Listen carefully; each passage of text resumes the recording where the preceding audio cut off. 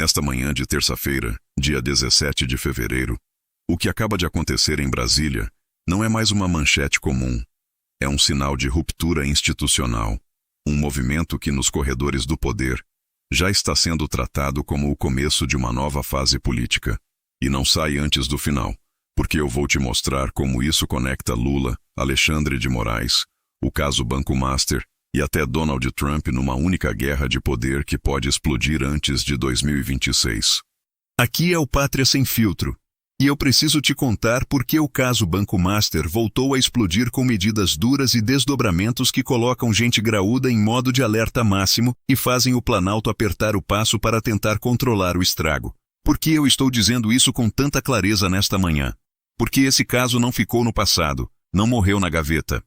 Ele atravessou o sistema financeiro, tocou em fundos públicos, virou briga institucional, gerou disputa no Senado e até criou turbulência dentro do próprio STF, com contestação de relatoria e pedidos formais de impeachment ligados ao tema. E quando uma investigação desse tamanho continua se movendo, com peças mudando de lugar e gente sendo atingida, a leitura em Brasília é uma só. A blindagem não está mais tão garantida quanto parecia. Atenção ao detalhe que muda tudo. O dono do Banco Master, Daniel Vorcaro, já foi preso pela Polícia Federal no contexto de Operação Federal, e o caso continua rendendo capítulos que se conectam diretamente com o jogo pesado de 2026. Isso é o tipo de evento que acende um alerta máximo, porque abre porta para pressão, depoimentos, rastros documentais e, no limite, novas revelações que podem arrastar mais nomes. É aqui que o Planalto começa a sentir o peso, porque enquanto o país tenta entrar no clima de carnaval, o poder está travando uma guerra total de narrativa. Ainda nesta manhã, o que circula com força nos bastidores é que o governo está tentando jogar o foco para longe do que realmente importa. Instituições em movimento. Porque não é só Polícia Federal e operação isolada. O caso Master virou um símbolo político. Entrou no Senado, virou munição para a oposição e alimentou o debate sobre pedidos de impeachment relacionados ao caso, inclusive contra ministro do STF, com anúncio público de novo pedido feito por senadores da oposição, sob o argumento de suspeição na condução da relatoria. Quando isso acontece, a engrenagem que o sistema tenta segurar começa a ranger em público, e aí o jogo muda. Você entende o tamanho disso? Se antes a sensação era de que certas instituições estavam travadas pela política e por acordos silenciosos de Brasília, agora começa a surgir um sinal de que o Ministério Público Federal e a Procuradoria-Geral da República podem estar deixando de ser apenas espectadores da disputa e passando a operar com mais autonomia naquilo que é politicamente sensível. Eu não estou falando de teoria da conspiração, estou falando de leitura de bastidor. Quando investigações federais seguem avançando apesar do barulho político e da pressão de cima, o recado é claro: alguém soltou a coleira. E é exatamente isso que preocupa dois polos ao mesmo tempo, o Planalto e o STF. E aí você me pergunta, onde Lula entra nisso?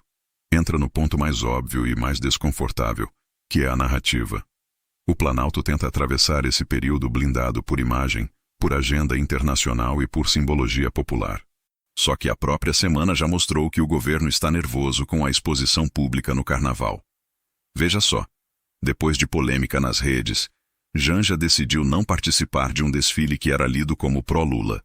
E a justificativa pública foi clara: evitar desgaste e questionamentos, inclusive com o discurso de perseguição e preocupação com interpretações de uso político do evento.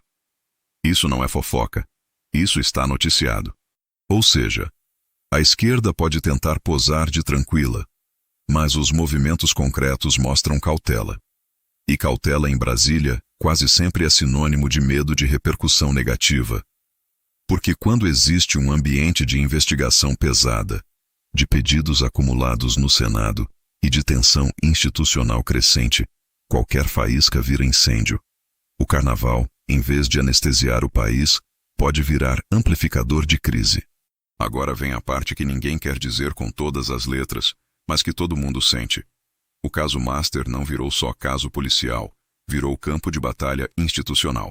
E nesta manhã de terça-feira, ele se conecta diretamente com a crise mais sensível do momento, A escalada de pedidos de impeachment contra ministros do STF, com Alexandre de Moraes como principal alvo em um volume grande de representações acumuladas no Senado. Segundo reportagens recentes, isso significa que a oposição está tentando transformar 2026 num plebiscito sobre o STF, sobre os limites do judiciário e sobre o modelo de poder que foi construído desde 2023.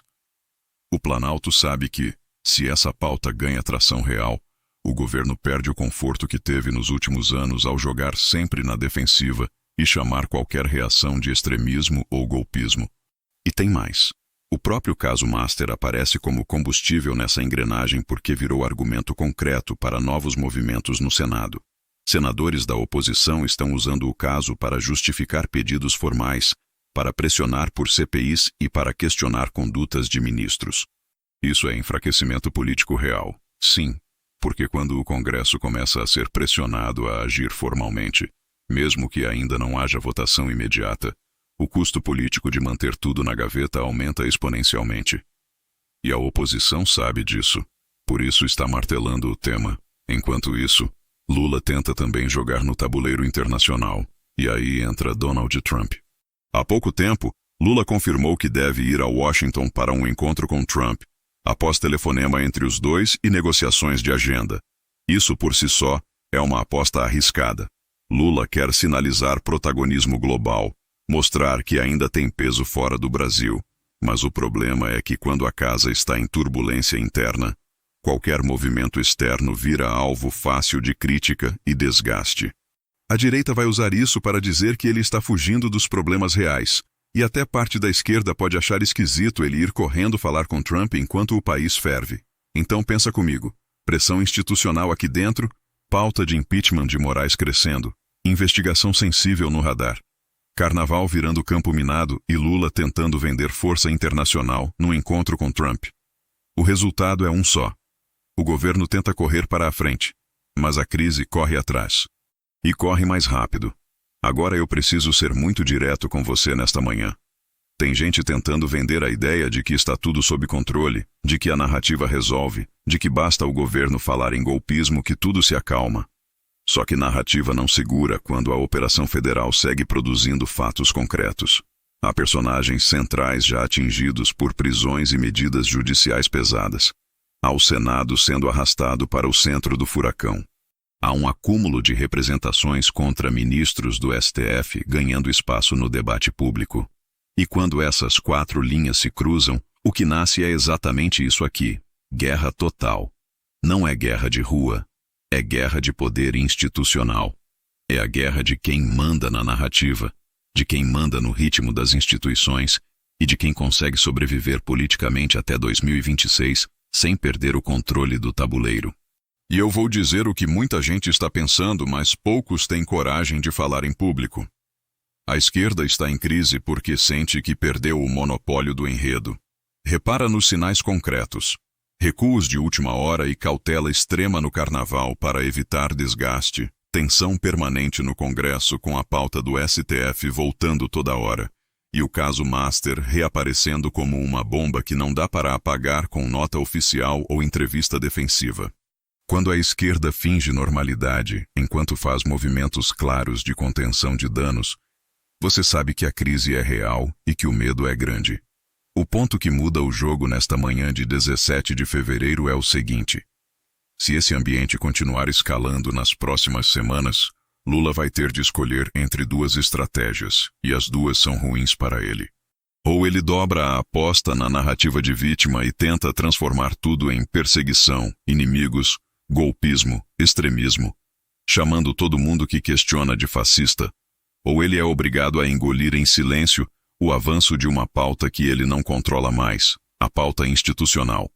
E quando a pauta institucional ganha volume real, Moraes também sente o peso, porque ele se torna o centro de um debate que a grande mídia tradicional tenta desesperadamente tratar como radical e antidemocrático, mas que está formalizado em números, pedidos oficiais e movimentos concretos no Senado.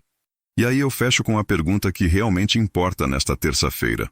Se até o carnaval virou operação de risco político, se o caso Master continua avançando com prisões e desdobramentos, Se o Senado está sendo empurrado para o centro do conflito institucional, se pedidos contra Moraes se acumulam sem parar, e se Lula corre para tentar vender força internacional com Trump, quem é que realmente está fugindo do debate de verdade? Agora eu quero ouvir você sem rodeio. Você acredita que isso é o começo de um destravamento institucional real, com PGR e MPF mais soltos do controle político?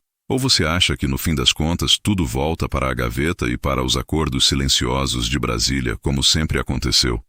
Comenta aqui embaixo. Lula está perdendo o controle da narrativa? Moraes está enfraquecendo de verdade? E o Brasil está entrando numa guerra total entre instituições, ou isso ainda dá para conter? Deixa tua resposta.